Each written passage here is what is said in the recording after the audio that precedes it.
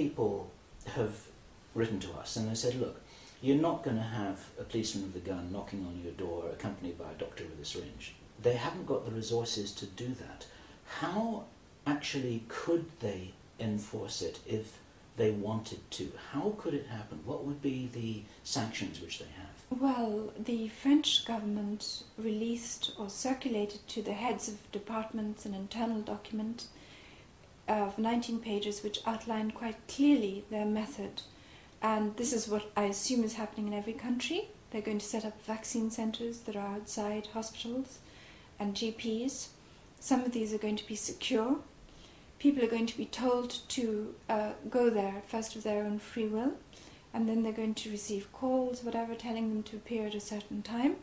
And those people who do not come are going to eventually be collected and forced to go there. Do the resources exist to actually do that? Because you're talking about transporting and enforcing and rounding up and making contact with hundreds of thousands of people, and possibly many more than that. Well, absolutely. If so many people refuse, it will be impossible.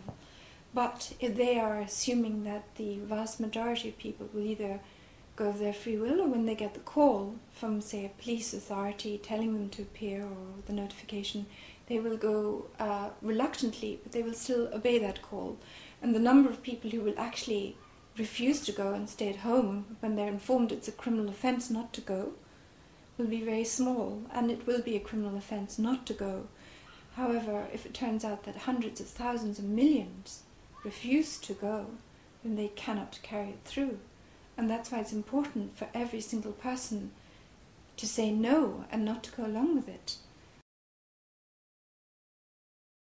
This is Bill Ryan from Projeto Camelot, and I'm here in Vienna on the 8th of September 2009.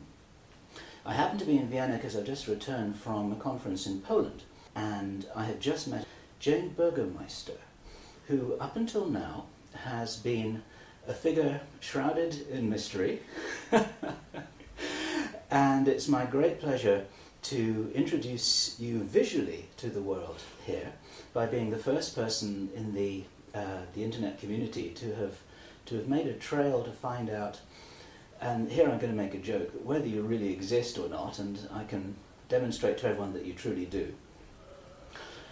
What, may I ask, Jane, was your response when you realised that you had an opportunity to basically to give a message to the world on camera, which is what I want to support you in being able to do?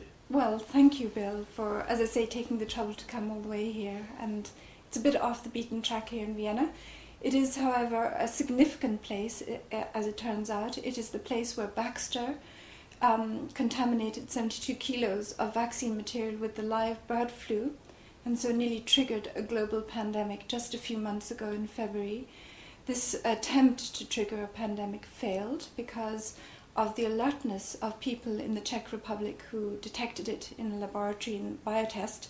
However, it has now turned out that Baxter still has at least a large amount of that 72 kilos of bird flu, and we're coming to a point where we have only perhaps a few weeks until the government here in Austria and other governments around the world intend to start injecting people with so-called swine flu vaccine material, which we have every reason to fear is going to be a big hazard to our health and has been designed to be a hazard to our health, even if it isn't contaminated with the live bird flu virus, as it might well be.